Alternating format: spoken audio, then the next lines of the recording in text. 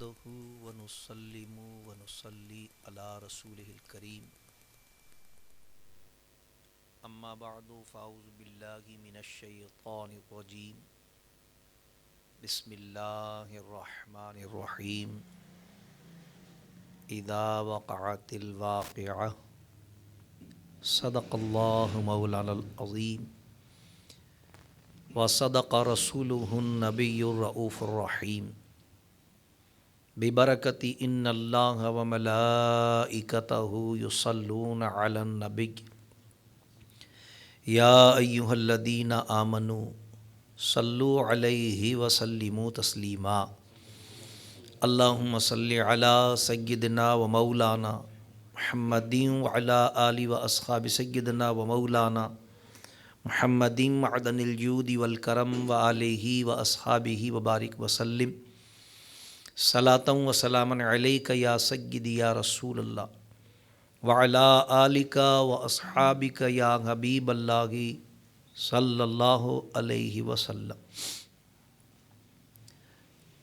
مختصر حمد و صلات کے بعد اللہ تبارک و تعالیٰ کا بے پناہ شکر اور احسان، انتہائی کرم اور انعام کہ اس نے ہم گناہ گاروں کو آج کی اس مبارک محفل میں اپنی مقدس کتاب کا متبرک درس سننے کے لیے جمع فرمایا۔ درود اس کے پیارے محبوب صلی اللہ تعالی علیہ وسلم کی ذات مقدسہ پر کہ دارین کی ہر سعادت، بھلائی کی ہر توفیق انہی کے صدقے و طفیل ہے۔ سلام ان کے ازواجین مطہرات، اہل بیت اطہار، صحابہ کرام، خلفائے راشدین رضوان اللہ تعالی علیہم اجمعین پر۔ حصول برکت کے لیے سورہ واقعہ شریف کی پہلی آیت مقدسہ تلاوت کی گئی۔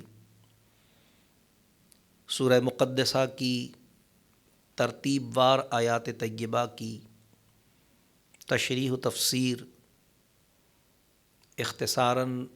آپ احباب سماعت فرما رہے ہیں۔ اس سلسلے کی آج یہ ہماری چھٹی نشست ہے، اور اس ضمن میں ہم ابتدائی طور پر پہلی نشست میں اس سورہ واقعہ شریف کا تعارف اور اس کے مندرجات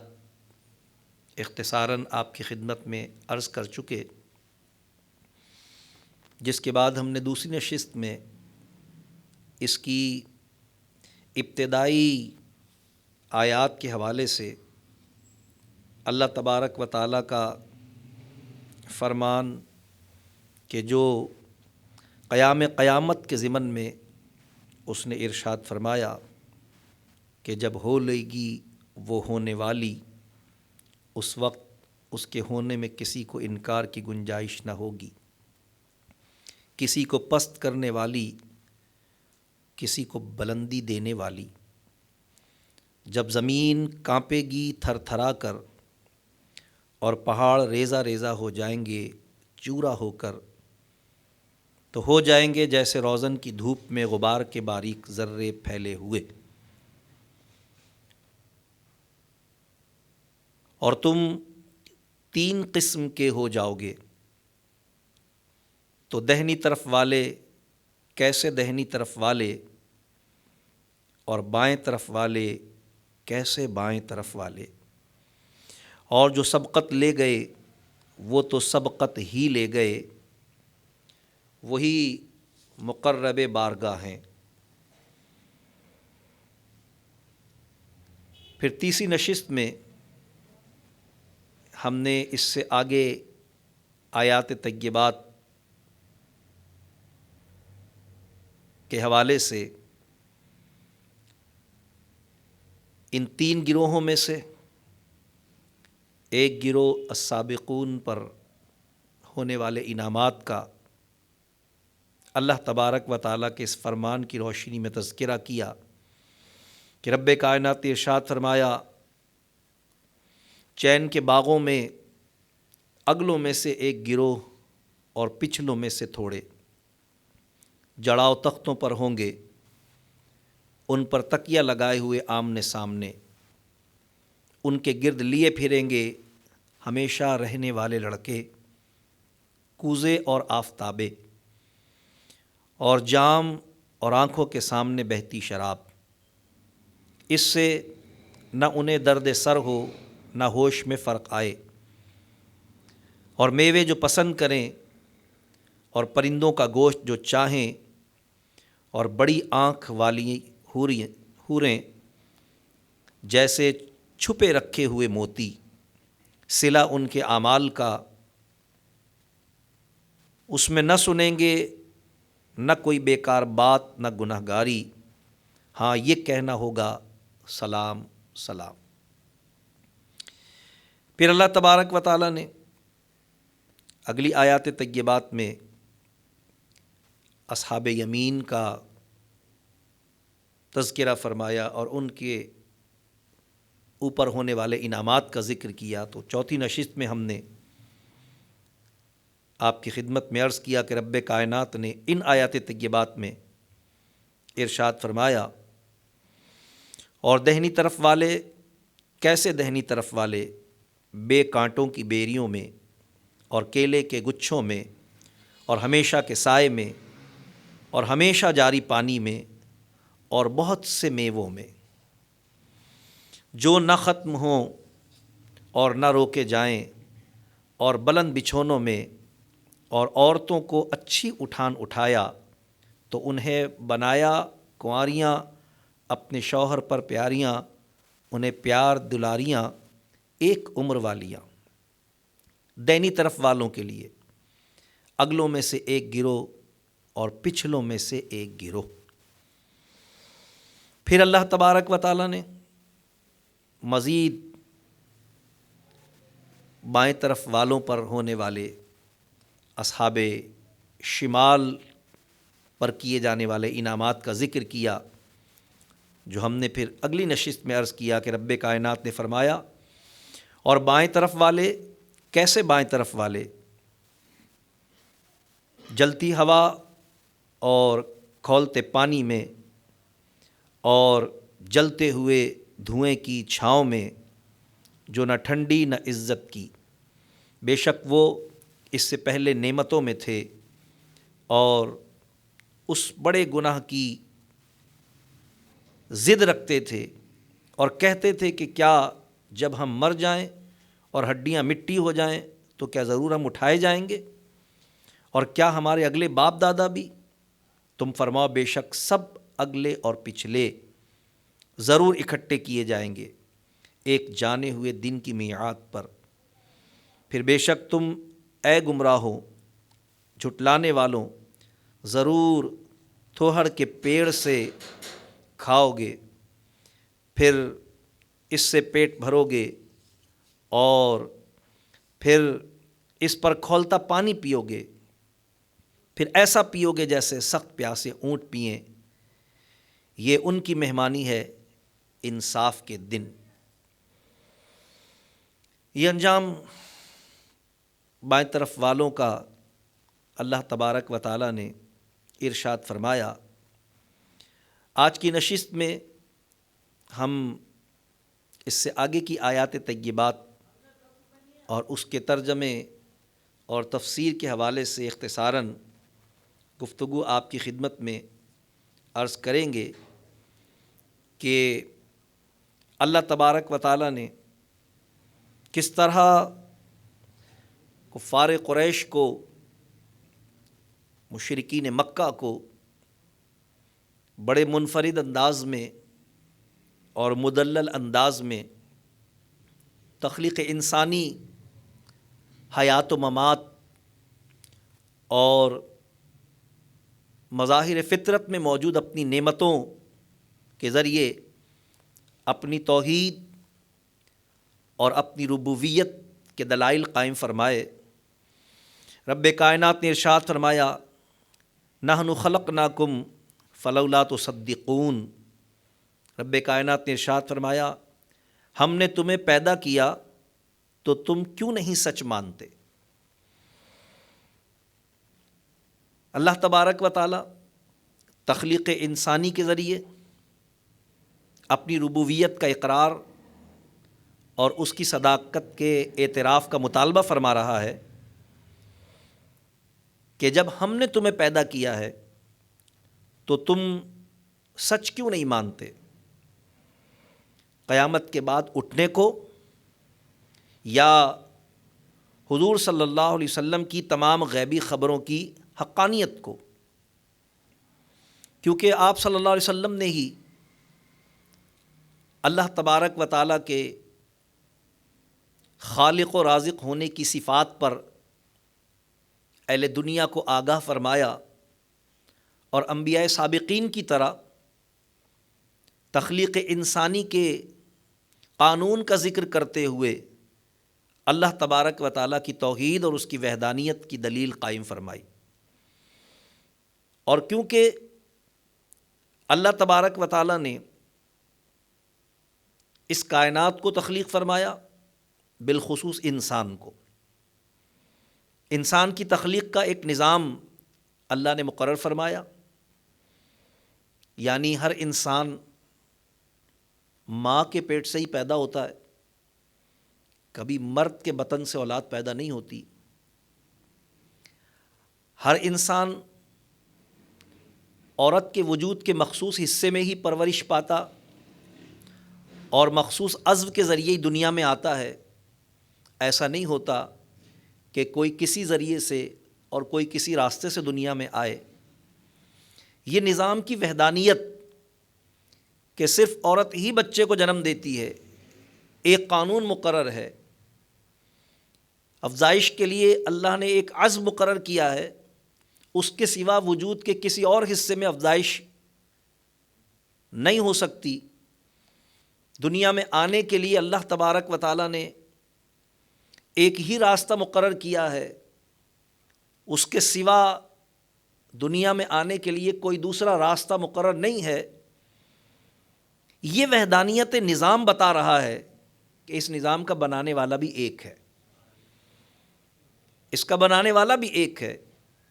تو اللہ تبارک و تعالیٰ تخلیق انسانی کے قانون میں غور و فکر کی دعوت دے کر نہ صرف اپنے وجود کے اعتراف پر دلائل قائم کر رہا ہے، بلکہ اپنے پیارے حبیب علیہ الصلوۃ والسلام کے ذریعے اپنی وحدانیت کی دلیل بھی بیان فرما رہا ہے۔ لہذا رب کائنات نے ارشاد فرمایا، افرأیتم ما تمنون، تو بھلا دیکھو تو وہ منی جو تم گراتے ہو۔ خیال رہے کہ خلق کے جو قانون اللہ نے مقرر فرمایا ہے، اس میں یہی قاعدہ اور یہی قانون مقرر ہے کہ جب مرد کا قطرہ تولید عورتوں کے رحم میں صحبت کے وقت پہنچتا ہے تو اس کے ذریعے اللہ تبارک و تعالیٰ وجود انسانی کی تخلیق فرماتا ہے۔ تو رب کائنات ارشاد فرما رہا ہے کہ یہ جو پانی کا ایک قطرہ ہم نے تمہارے وجود میں تخلیق کیا اور پھر وہ تمہارے وجود سے ایک دوسرے وجود میں منتقل ہوتا ہے، اس میں غور کرو۔ اَأَنتُمْ تَخْلُقُونَهُ أَمْ نَحْنُ الْخَالِقُونَ، رب کائنات فرماتا ہے کیا تم اس کا آدمی بناتے ہو یا ہم بنانے والے ہیں؟ تم غور کرو کہ کس طرح سے ہم نے تخلیق کا قانون مقرر فرمایا ہے۔ خلق کے معنی ہے بنانا، پیدا کرنا، نیست سے ہست یعنی وجود بخشنا۔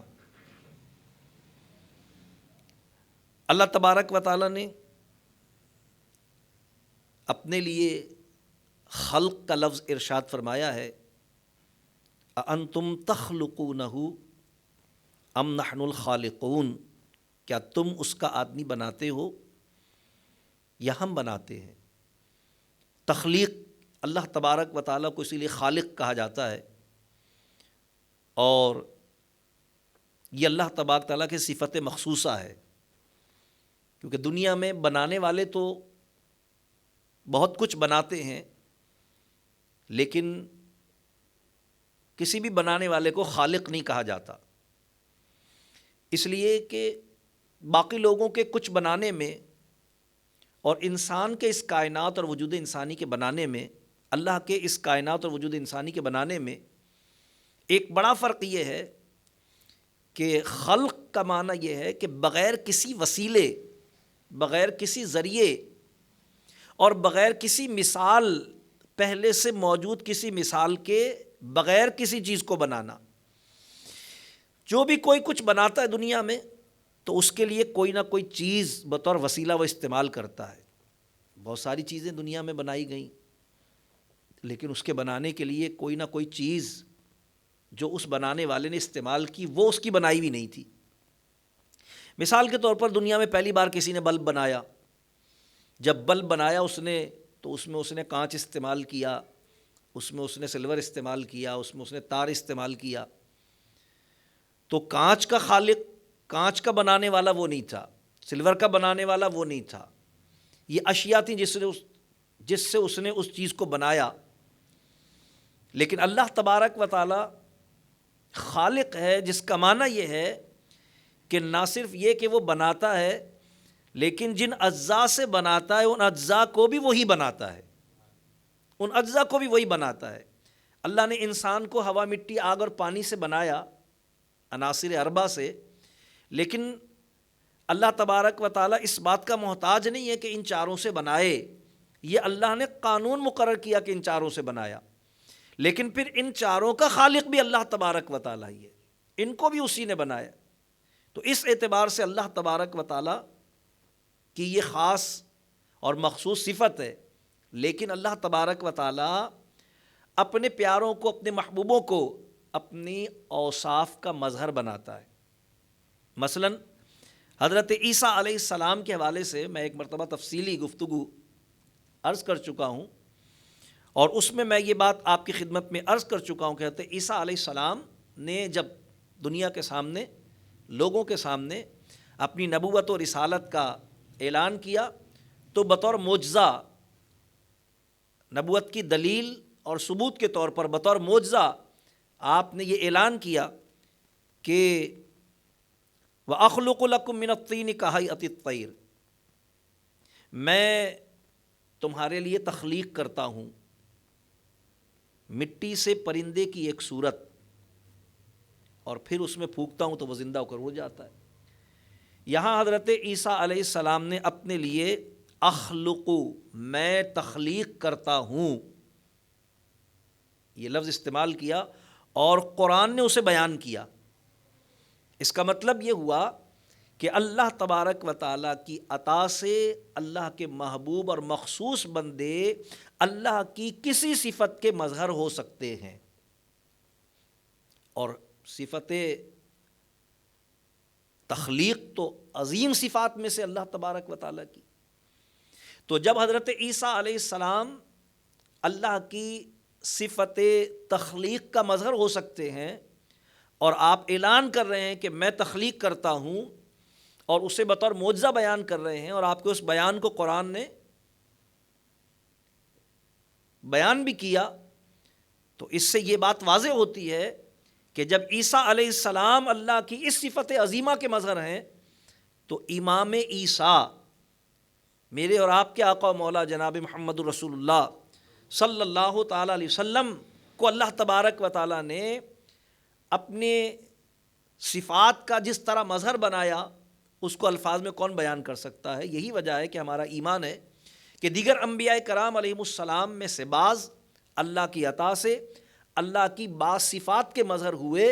لیکن حضور سید عالم صلی اللہ علیہ وسلم کا امام الانبیاء ہونا اور تمام انبیاء سے افضل و ارفع و اعلیٰ ہونا، یہ اس بات کا تقاضا کرتا ہے، اور یہی وجہ ہے کہ ہمارا یہ عقیدہ بھی ہے کہ حضور علیہ السلام اللہ کی عطا سے نہ صرف اللہ کی صفات کے مظہر ہیں، بلکہ صفات کے مظہر تو دیگر انبیاء کرام بھی ہوئے، سرکار اللہ کی صفات کے بھی مظہر ہیں اور اللہ کی ذات کے بھی مظہر ہیں۔ الغرض ضمناً میں نے یہ بات عرض کی کہ رب کائنات نے ارشاد فرمایا کہ ہم اس سے آدمی بناتے ہیں. یہ رب کائنات کا قانون ہے کہ ہم نے اپنے اختیار میں رکھا ہے، یہ ہم اس سے آدمی بناتے ہیں. یعنی خالق ہم ہی ہیں. اگر پیدائش تمہارے قبضے میں ہوتی تم اپنی مرضی کے مطابق اولاد پیدا کر لیتے، لیکن کسی کے اختیار میں نہیں ہے کہ وہ اپنی مرضی سے اولاد پیدا کر لے. کتنے لوگ ہیں ہم دیکھتے ہیں کہ وہ اولاد نہ ہونے کی وجہ سے دعائیں کرتے ہیں، کرواتے ہیں، منتیں مانتے ہیں، اللہ کے دربار میں التجا گزار ہوتے ہیں، تمام ٹیسٹ، تمام علاج، ہر چیز کلیئر ہے، کوئی مسئلہ نہیں ہے، نہیں ہو رہی اولاد. اللہ کی مرضی ہو رہی ہے تو بیٹیاں ہو رہی ہیں. ایسا کوئی ڈاکٹر نہیں ہے اور ایسے کسی انسان کا اختیار نہیں ہے کہ جس کے یہاں بیٹیاں ہو رہی ہیں اس کو کوئی ایسی دوا دے دے کہ اب بیٹے ہونا شروع ہو جائے، یا بیٹے ہو رہے ہیں تو ایسا علاج کر دے کہ بیٹیاں ہونا شروع ہو جائیں. اللہ تعالیٰ ارشاد فرما رہا ہے تم پیدا نہیں کرتے، ہم پیدا کرتے ہیں. تمہاری تخلیق نہیں ہے، ہماری تخلیق ہے. اور جب خالق ہم ہیں تو مرضی بھی ہماری ہے. تو جب تمہاری پیدائش ہمارے قبضے میں ہے تو اس سے استدلال ہو رہا ہے اس بات کا کہ پھر تمہاری موت کسی اور کے قبضے میں کیسے ہو سکتی ہے. اور جب تمہارا جینا اور مرنا دونوں ہمارے قبضے میں ہے تو پھر تمہارا اللہ کے سوا اور معبود کون ہو سکتا ہے، اور تمہاری عبادات کا حقدار اللہ کے سوا کوئی اور کیسے ہو سکتا ہے. تو جن پتھروں کی، جن بتوں کی، جن معبودان باطل کی تم عبادت کرتے ہو وہ تو کسی بھی چیز کے خالق نہیں ہے. اور ہمارا معاملہ یہ ہے کہ ہم نہ صرف تمام چیزوں کے خالق ہیں بلکہ خود تمہارے اس وجود کے خالق ہم ہیں. یہاں یہ بات نشیر رہے کہ اگلی آیت مبارکہ میں جیسا کہ اللہ تعالیٰ نے فرمایا، اور اس آیت مبارکہ میں بھی کہ اللہ فرما رہا ہے نحن قدرنا بینکم الموت وما نحن بمسبوقین، ہم نے تم میں مرنا ٹھہرایا اور ہم اس سے ہارے نہیں. حیات کا اور پیدائش کا اور زندگی کا ذکر کر کے پھر موت کا ذکر کیا، اس لیے کہ میں نے جیسا عرض کیا کہ جب پیدائش ہم نے کی ہے، پیدا کرنے والے ہم ہیں، تو پھر مارنے والا ہمارے سوا کوئی اور کیسے ہو سکتا ہے. تمہاری حیات اور ممات دونوں ہمارے اختیار میں ہے. یہاں اللہ نے نحن جمع کا صیغہ استعمال فرمایا ہے، ہم نے تم میں مرنا ٹھہرایا. صاحب روح البیان نے بڑی وضاحت کے ساتھ اس کو تحریر کیا کہ قرآن میں رب نے بعض جگہ اپنے لیے جمع کے صیغہ ارشاد فرمایا ہے تعظیم اور ذات و صفات کی طرف اشارہ فرمانے کے لیے. تعظیم کے لیے جیسے لفظ آپ جمع کے لیے ہے، تعظیماً استعمال کیا جاتا ہے. اللہ نے لفظ ہم استعمال فرمایا ہے، لیکن وہ اللہ ہے، وہ اپنے لیے جو چاہے ارشاد فرمائے. صاحب روح البیان نے ارشاد فرمایا کہ یہ اللہ تبارک و تعالیٰ نے اپنی تعظیم کے لیے اور اپنی ذات اور صفات کی طرف اشارہ فرمانے کے لیے، کیونکہ اللہ کی ذات تو ایک ہے لیکن اس کی صفات بے شمار ہیں، تو اس اعتبار سے جمع کا صیغہ ارشاد فرمایا. بندہ ہمیشہ رب کے لیے واحد کا صیغہ بولے، کبھی بھی جمع نہ بولے، کیونکہ اس میں شرک کا دھوکہ ہے. یعنی یہ نہ کہے کہ اے اللہ آپ یہ کہہ دیجئے. ہمارے اللہ فرماتے ہیں، یہ صاحب روح البیان نے بہت تفصیل سے اس پر گفتگو کی ہے. الحمدللہ اہل سنت میں اس کا معمول ہے بھی نہیں، لیکن دیگر مکاتب فکر کے لوگوں میں، دیابنا میں، وہابیہ میں، دیگر میں ہم دیکھتے ہیں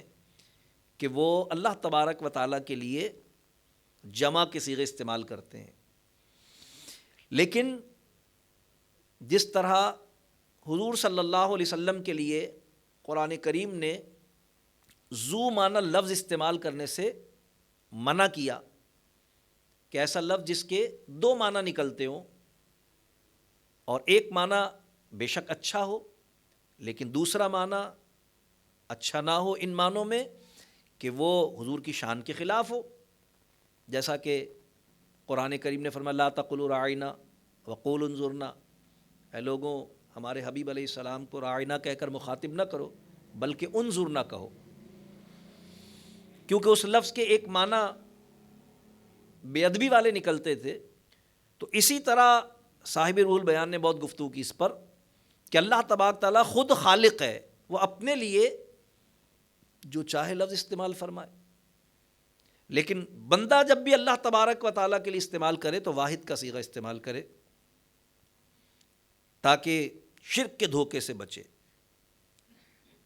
یعنی اللہ تبارک تعالیٰ کی جانب جب مخاطب ہو تو اے اللہ تو مجھ پر رحم فرما، اے اللہ تیرا مجھ پر یہ احسان ہے، واحد کا صیغہ استعمال کرے۔ یہاں بھی ان مقامات میں سے ایک مقام ہے کہ اللہ نے نحن لفظ ارشاد فرمایا جس کا ترجمہ ہے ہم،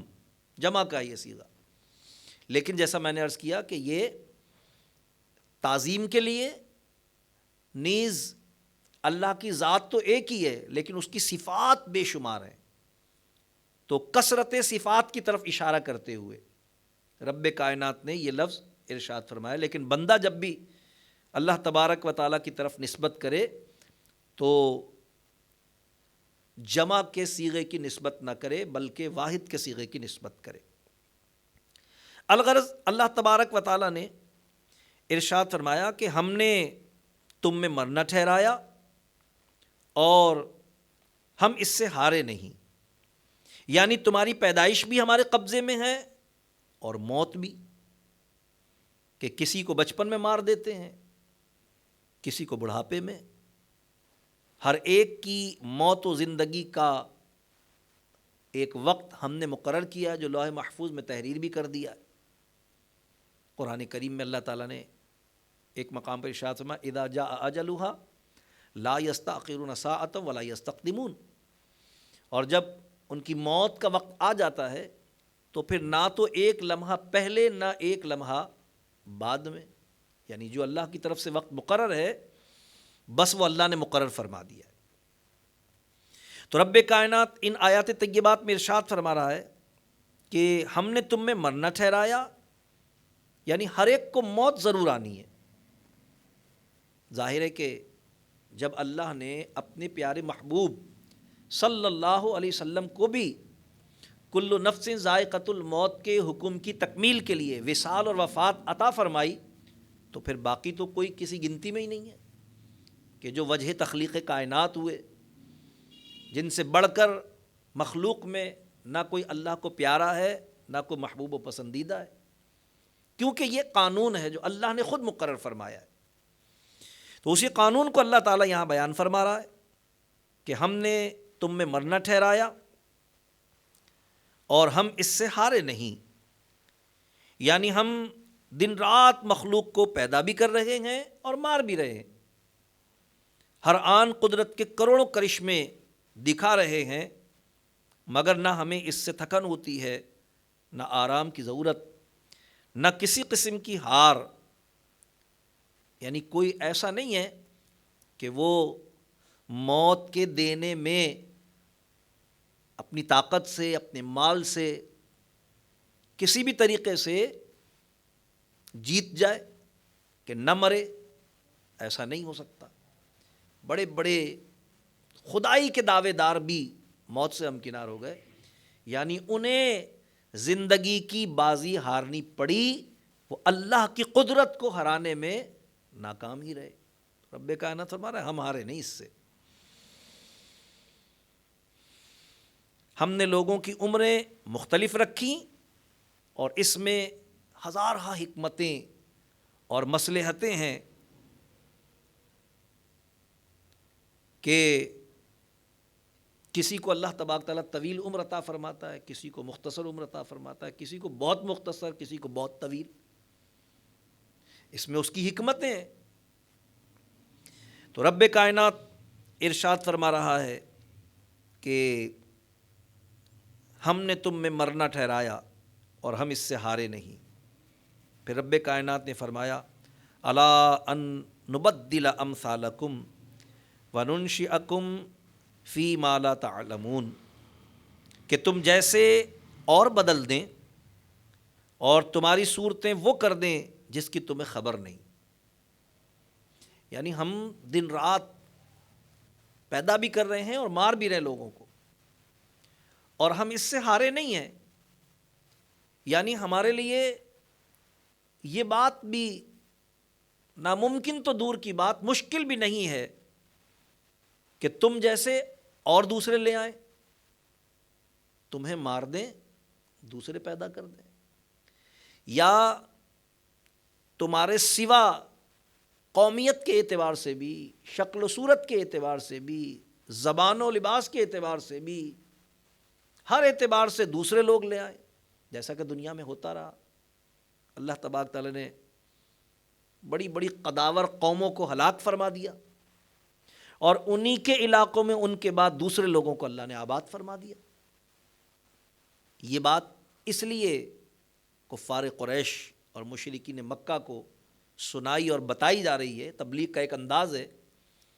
کہ انہیں یہ احساس ہو اور وہ غور و فکر کریں کہ واقعتاً وہ رب جس نے پیدا بھی کیا ہے، جو مارنے اور جلانے پر بھی قادر ہے، اور ہم ہر طرح اسی کے قبضے اور اختیار میں ہیں، اور وہ اس بات پر قادر ہے اور ایسا ماضی میں کرتا رہا ہے کہ اس نے کسی قوم کو ہلاک کر دیا اور اس کی جگہ دوسری قوم کو آباد کر دیا، اور اس کے سوا اللہ فرما رہا ہے ہم اس پر بھی قادر ہیں کہ تمہاری صورتیں وہ کر دیں جس کی تمہیں خبر نہ ہو، کہ تمہیں مسخ کر کے بندر، سور، کتا، گدھا کچھ بنا دیں، اور یہ بھی ماضی میں ہوتا رہا ہے۔ اللہ تبارک تعالیٰ نے ماضی میں اس عذاب سے بھی قوموں کو، قرآن کریم نے اس کا ذکر کیا ہے، ہمکنار کیا ایسے عذاب سے بھی، جیسے تم سے پہلے ہوتا رہا۔ اور یہ اس لیے بیان کیا گیا کہ وہ اپنے ماضی کی طرف بھی غور کریں اور ان علاقوں کی طرف بھی غور کریں جہاں ایسا ہوتا رہا اور جو کہ ان کے علم میں تھا، کیونکہ اس سے پہلے زبور اور توریت اور انجیل میں یہ چیزیں بیان ہوتی رہی ہیں۔ تو رب کائنات ارشاد فرما رہا ہے کہ ہم اس سے ہارے نہیں، یہ ہمارے دست قدرت میں ہے، ہمارے اختیار میں ہے۔ ہاں تمہیں ڈرنا چاہیے اس بات سے کہ ہم نے اپنے اختیار سے تمہیں یہ صورت دی، انسان بنایا، جو بنا سکتا ہے وہ بگاڑ بھی سکتا ہے، جو پیدا کر سکتا ہے وہ مار بھی سکتا ہے، جو تخلیق کر سکتا ہے وہ فنا بھی کر سکتا ہے۔ پھر رب کائنات نے ارشاد فرمایا کہ وَلَقَدْ عَلِمْتُمُ النَّشْأَةَ الْأُولَىٰ فَلَوْلَا تَذَكَّرُونَ، اور بے شک تم جان چکے ہو پہلی اٹھان، پھر کیوں نہیں سوچتے۔ یہ جو بات اللہ تبارک و تعالیٰ نے ارشاد فرمائی کہ تم جان چکے ہو پہلی اٹھان، یہ تخلیق کے ان مراحل کا ذکر کیا جا رہا ہے کہ جس سے ہم اپنے سامنے دوسرے لوگوں کو گزرتے ہوئے دیکھتے ہیں، کہ جب انسان غور کرے، فکر کرے، سمجھ سکتا ہے اس چیز کو۔ مٹی سے اللہ نے پودے کو پیدا کیا، مٹی نے اپنے وجود کی قربانی دی اور پودے کو اللہ نے اس کے ذریعے وجود بخشا، پھر پودوں نے اپنے وجود کی قربانی دی اور اللہ نے چرند پرند کو ان کے ذریعے توانائی، قوت، غذائیت اور گوشت پوشت عطا فرمایا، پھر وہ غذا بنے انسان کی، اور انسان نے اس سے توانائی، قوت حاصل کی، جس سے انسان ہی کے وجود میں نطفہ بنایا، پھر اس نطفے سے اللہ تبارک و تعالیٰ نے انسان ہی کے وجود میں مرحلہ وار کہ پہلے پانی ہوا، پھر خون کی پھٹکی بنا، پھر گوشت کا لتڑا بنا، پھر ہڈیوں کی تخلیق ہوئی، پھر ان پر گوشت چڑھایا گیا، پھر اس میں روح ڈالی گئی، پھر اسے دنیا میں اللہ تبارک تعالیٰ نے پیدا فرمایا، پھر وہ ان مراحل سے گزرا کہ جس میں ابتداً وہ اپنی ماں کا دودھ پیتا رہا، پھر غذائیں حاصل کرتا رہا، پھر اس کا بچپن، پھر لڑکپن، پھر جوانی، پھر بڑھاپا، اور پھر اس کے بعد وہ موت سے ہمکنار ہوتا ہے، اور موت سے ہمکنار ہونے کے بعد آخر کار اسی پوائنٹ پر آ کر، یعنی مٹی سے ابتدا ہوئی تھی تو مٹی پر ہی انتہا ہو جاتی ہے، جیسا کہ رب کائنات نے قرآن کریم میں ایک اور مقام پر ارشاد فرمایا منہا خلقناکم، ہم نے اسی مٹی سے تمہیں پیدا کیا ہے، وفیہا نعیدکم، اور ہم اسی مٹی میں تمہیں لوٹا دیں گے۔ اب ان دونوں باتوں کو پیش نظر رکھتے ہوئے جو تم اپنی آنکھوں سے دیکھ رہے ہو، اس بات پر بھی یقین کر لو کہ پھر قیامت کے دن ہم اسی مٹی سے تمہیں دوبارہ اٹھائیں گے بھی۔ جو پہلی بار بنا سکتا ہے اس کے لیے دوبارہ بنانا کیا مشکل ہے؟ کسی چیز کی ابتدا مشکل ہوتی ہے، تجدید تو آسان ہوتی ہے۔ تو رب کائنات ارشاد فرما رہا ہے کہ تم غور کرو، دیکھو، اپنی پہلی اٹھان کی طرف غور کرو، تو کیوں نہیں سوچتے تم اس بات میں کہ کس طریقے سے ہم نے تمہیں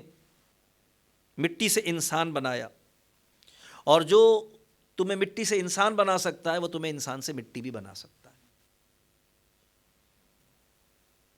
پھر رب کائنات نے ارشاد فرمایا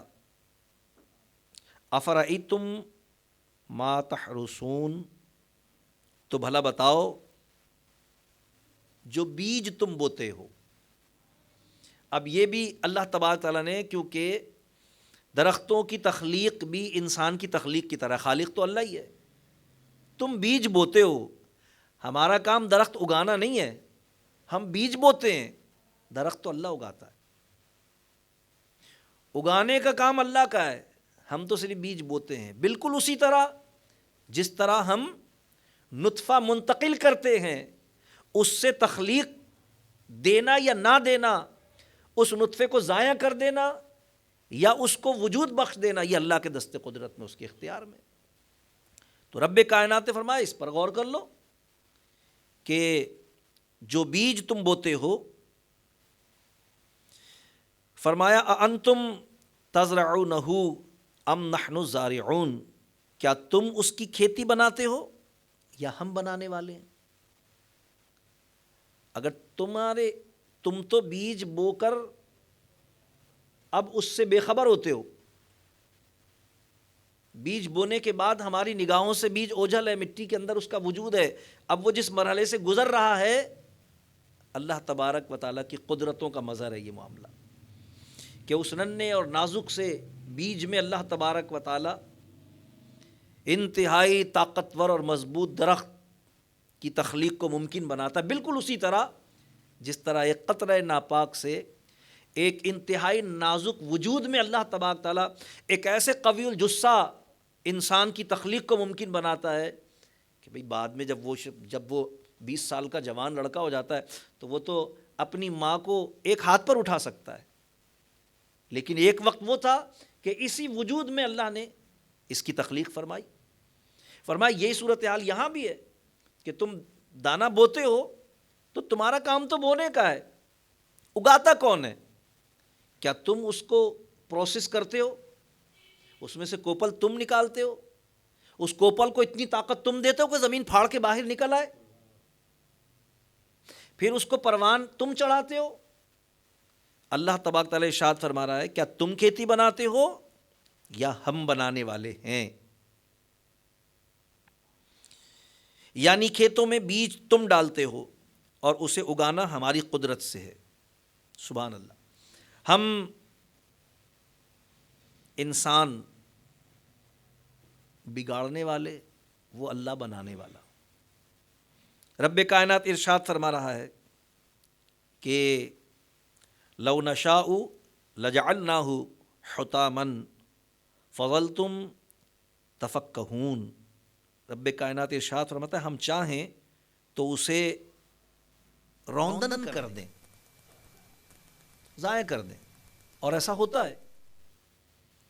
ایسا بھی ہوتا ہے کہ اگتا ہی نہیں، بیج ضائع ہو گیا، اور ایسا بھی ہوتا ہے کہ اگ گیا لیکن پروان نہیں چڑھا، کوئی سبب بن گیا،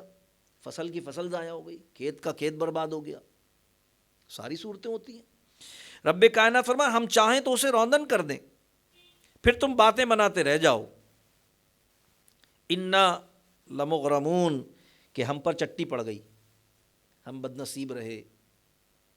قسمت نے ہمارا ساتھ نہیں دیا، کچھ بھی کہو تم۔ لیکن اصل بات کیا ہے؟ اصل بات یہی ہے کہ تمہارا کام بیج بونے کا ہے، اسی لیے اللہ تبارک و تعالیٰ کو حارث نہیں کہتے۔ حارث حرث بونے والا، بجائی کرنے والا، اللہ تبارک و تعالیٰ زارع ہے، اگانے والا۔ حدیث پاک میں آتا حضور علیہ السلام نے فرمایا کوئی شخص اپنے آپ کو زارع نہ کہے بلکہ حارث کہے، یعنی بونے والا کہے، اگانے والا نہ کہے، کیونکہ انسان کا کام بونا ہے بیج کو، اگانا یہ اللہ کا کام ہے، انسان کے اختیار میں اگانا نہیں ہے۔ اور ایسا ہوتا ہے، پتہ نہیں کتنے درخت ہم لگاتے ہیں، جل جاتے ہیں، باز ہو جاتے ہیں، پتہ نہیں کتنے بیج ہم بوتے ہیں، اگ جاتے ہیں، نہیں بھی اگتے۔ اور بالکل مثال انسان اور بیج کی ایک جیسی رکھی نا اللہ نے، کہ کتنی صحبتیں مرد و عورت کرتے ہیں، ان میں سے کبھی اولاد ہوتی بھی ہے، کبھی نہیں ہوتی، سالوں نہیں ہوتی، یہ اللہ کی قدرت ہے۔ رب کائنات فرما رہا ہے کہ اگر ہم چاہیں تو اسے روندن کر دیں، یعنی کھیت کو خشک گھاس بنا دیں جو ریزہ ہو کر ہوا میں اڑتی پھرے، اور پھر تم باتیں بناتے رہ جاؤ کہ ہم پر چٹی پڑی، حسرت اور غم سے کہو کہ ہمارا بیج بھی واپس نہ ہو۔ بیج واپس نہیں ملتا نا، اگر انسان بیج بو دے اور وہ بیج اگے نہیں تو ایسا نہیں ہوتا کہ وہ بیج نکال لے آدمی چلو دوبارہ بولیں گے، نہیں، بیج ہی برباد ہو جاتا ہے۔ یہ اللہ کی قدرت ہے، جس دانے کو چاہے اگا دے، جس کو چاہے برباد کر دے۔ اسی قدرت کا رب کائنات ذکر فرما رہا ہے کہ تم بس یہی کہتے رہ جاؤ گے حسرت سے کہ ہمارا تخم بھی ضائع ہو گیا اور محنت بھی ضائع ہو گئی۔ یہی حال اعمال کا ہے کہ اگر اس پر قبولیت کی ہوا نہ چلے تو سب برباد ہو جائے، محنت مشقت کچھ حاصل نہ ہو عمل سے۔ اللہ نے کفار کے ظاہری اچھے کاموں کو جن میں وہ محنت بھی کرتے ہیں یہ کہہ کر برباد ہو جانے کا اعلان فرمایا کہ عاملۃ ناصبۃ تصلی نارا حامیہ، یہ عمل کریں اور مشقتیں بھریں لیکن بدلہ ان کو بھڑکتی ہوئی آگ ہی ملے گا۔ وجہ کیا ہے؟ وجہ یہ ہے کہ انہوں نے اپنی مشقتوں کا بیج کفر کی بنجر زمین میں بویا۔ اگر ایمان کی زرخیز زمین میں اعمال کا بیج بوتے تو اللہ تعالیٰ اس پر قبولیت کی ہوا چلاتا تو اس سے بہترین ثمرات نصیب ہوتے۔ تو رب کائنات نے ارشاد فرمایا کہ بھئی اس میں غور کر لو، اور اس بات پر بھی غور کر لو کہ تم تو بس یہی کہہ کے رہ جاؤ گے کہ ہم پر چٹی پڑی، بل نحن محرومون، بلکہ ہم بد نصیب رہے، ہم محروموں میں ہو گئے۔ لیکن تم اس بات پر بھی غور کرو، افرأیتم الماء الذی تشربون، اللہ فرماتا ہے تو بھلا بتاؤ تو وہ پانی جو تم پیتے ہو۔ اب دیکھیں پانی اللہ کی کتنی بڑی نعمت ہے، ہر انسان جانتا ہے پانی کے بغیر انسان کی زندگی ناممکن و محال ہے، لیکن اللہ تبارک و تعالیٰ نے ہر پانی تو پینے کے قابل نہیں ہوتا نا، اللہ تبارک و تعالیٰ نے وہ پانی جو ہمارے پینے کے لیے تخلیق کیا ہے، جو ہمارے پینے کہتے ہیں کہ اب جو دنیا کی آبادی تیزی سے بڑھ رہی ہے، اس کے حوالے سے اب دو ہی چیزوں پر سیاستیں اور جنگیں ہیں، ایک توانائیوں پر قبضے کے لیے، پیٹرول، گیس، توانائیوں پر قبضے کے لیے، اور دوسرے صاف پانی اور غذائی اجناس پر قبضے کے لیے، کہ زرخیز زمین، غذا والی اور صاف پانی، اس پر جنگیں۔ اور حقیقت یہ پاکستان اور انڈیا کی تو جنگیں پانی کے مسئلے پر ہوتی رہی ہیں، اور اب بھی پوری دنیا میں یہ مسئلہ ہے۔ رب کائنات فرمانے ذرا اس میں بھی غور کر لو، افرأیتم الماء الذی تشربون، تو بھلا بتاؤ وہ پانی جو تم پیتے ہو، انتم انزلتموہ من المزن ام نحن المنزلون، کیا تم نے اسے بادل سے اتارا یا ہم ہیں اتارنے والے؟ اللہ تبارک و تعالیٰ نے، غور کریے گا، اسلام کے دین فطرت ہونے اور قرآن کے کلام الہی ہونے کی کیسی کیسی نفیس مثالیں ہمارے سامنے آتی ہیں۔ ترتیب وار آپ دیکھیں کہ اللہ تبارک و تعالیٰ نے پہلے تخلیق انسانی کا ذکر فرمایا، پھر کھیتی کا ذکر فرمایا، اور کھیتی اور غذا کے بعد اللہ تعالیٰ نے پانی کا ذکر فرمایا۔ فطرتاً ایسا ہی ہے کہ انسان کچھ بھی کھانے کے بعد پانی کی طلب محسوس کرتا ہے، تو اللہ تبارک تعالیٰ نے کھیتی کا، فصل کا ذکر پہلے فرمایا اور پانی کا ذکر بعد میں فرمایا، یعنی قرآن کریم کے بیانات کو،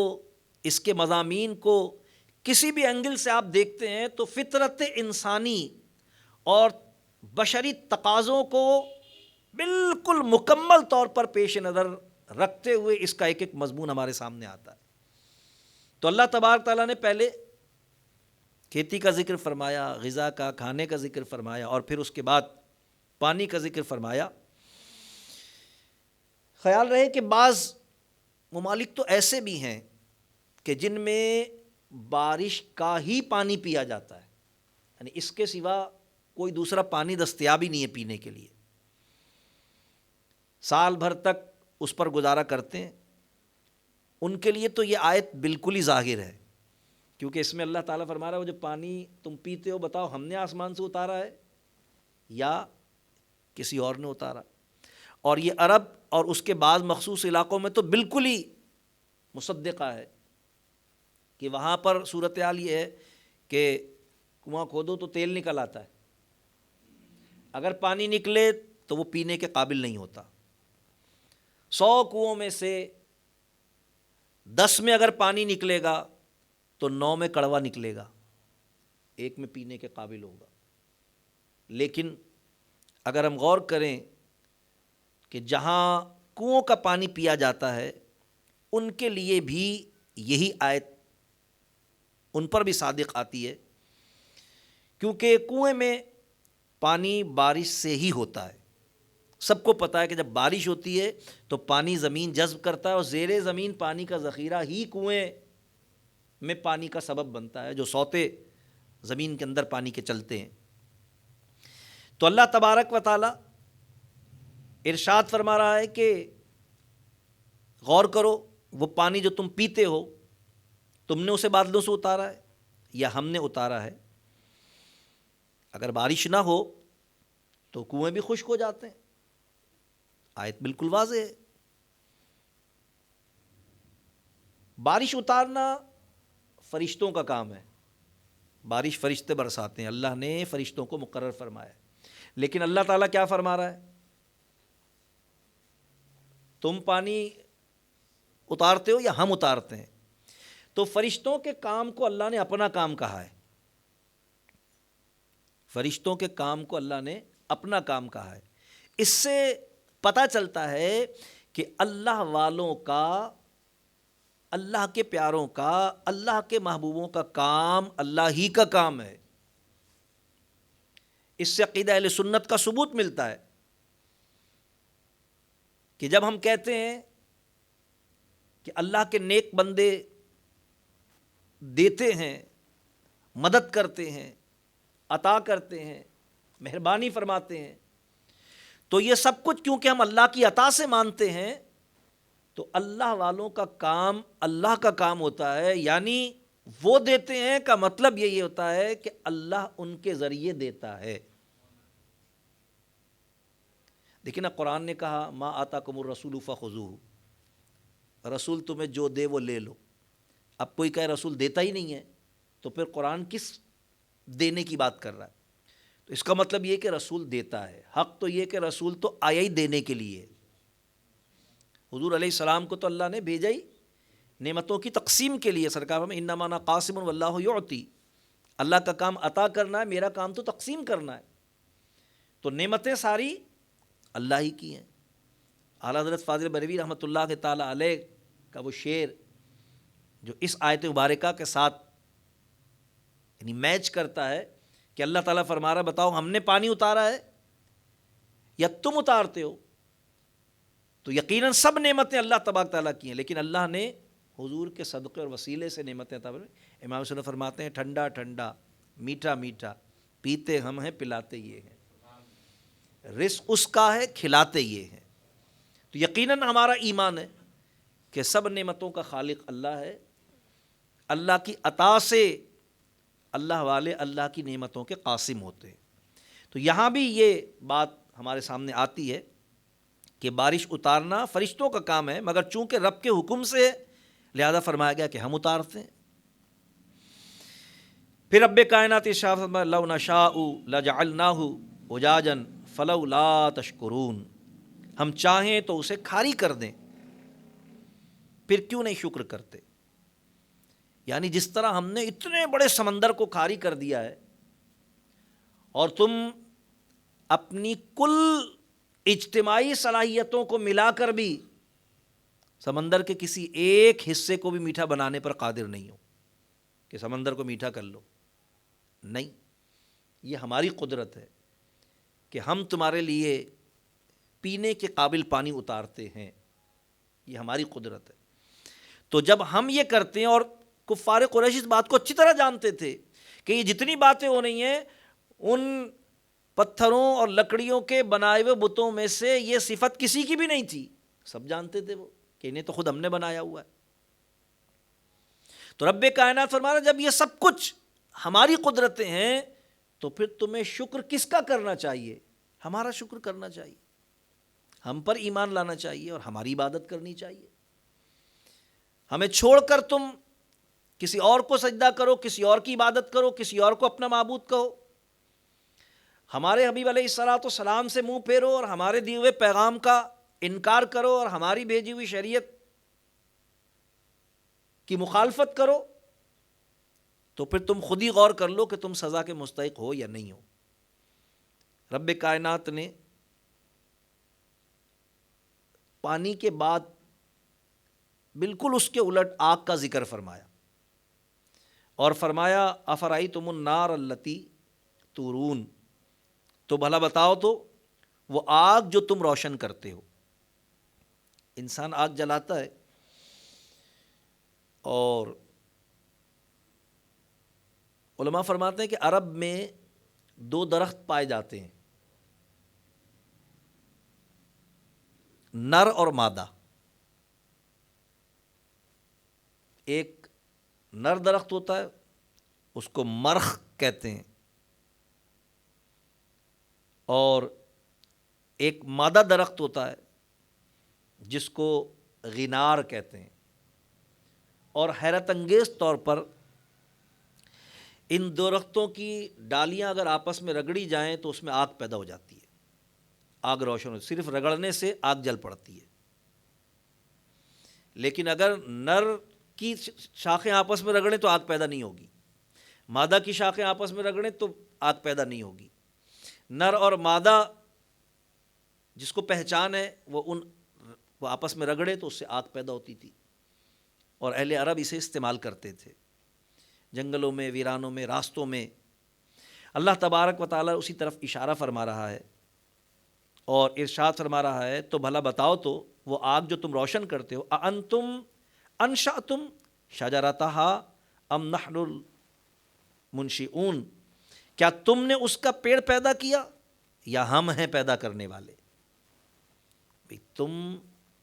یا تمہارے جھوٹے معبودوں میں سے کسی میں صلاحیت ہو تو ویسا دوسرا پیدا کر کے دکھا دو۔ جب ہم نے پیدا کیا ہے اور ہر چیز کو جو ہم نے دنیا میں پیدا کی ہے تمہاری آخرت کے لیے یادگار بنایا ہے، لہذا اللہ فرماتا ہے نحن جعلناها تذکرۃ ومتاعا للمقوین۔ رب کائنات ارشاد فرماتا ہے ہم نے اسے جہنم کا یادگار بنایا ہے اور جنگل میں مسافروں کا فائدہ، یعنی دنیا میں جنگل میں مسافروں کے لیے حرارت کا ذریعہ بھی ہے، روشنی کا ذریعہ بھی ہے، اگر وہ سفر میں ہوں تو کچھ شکار کرے تو اس کے پکانے کا ذریعہ بھی ہے، طرح طرح کے نفع اس سے تم حاصل کر سکتے ہو، لیکن ہم نے اسے جہنم کا یادگار بنایا ہے، چھوتے ہو تو آگ لگتی ہے، ہاتھ جلتا ہے، یادگار بنایا ہے کہ جب دنیا کی اس آگ جو ہم نے تمہارے نفع کے لیے بنائی ہے اس کا نقصان اتنا شدید ہے کہ اس کا جلا ہوا چیخ پکار مچا دیتا ہے، تو وہ آگ جو ہم نے بنائی ہی تو ان کو عذاب دینے کے لیے ہے جو ہمارے دین کا انکار کرنے والے، جو ہماری خدائی کا انکار کرنے والے، جو ہماری ربوبیت کا انکار کرنے والے۔ سوچو پھر اس کی سختی اور اس کی شدت کیسی ہوگی۔ ہم نے اس آگ کو اس آگ کی یادگار بنایا ہے، تم ایک لمحے کے لیے اس کو اپنے ہاتھ پر برداشت نہیں کر سکتے اور اپنا ہاتھ اس میں برداشت نہیں کر سکتے، تو سوچو پھر کہ اگر آج اس کے بنانے والے پر ایمان نہیں لائے اور اس کی عبادت کے لیے اپنے سر کو تم نے نہیں جھکایا تو پھر کل جب اس کے ذریعے وہ تمہیں عذاب دے گا تو پھر تم کیسے برداشت کر سکو گے؟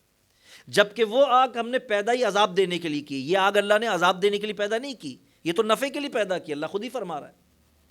کہ ہم نے تمہارے نفع، جب نفع والی آگ کا اتنا ضرر ہے تو پھر جو تخلیقی ضرر کے لیے عذاب کے لیے دیے، تو رب کائنات نے ارشاد فرمایا کہ بھئی ہم نے تو یہ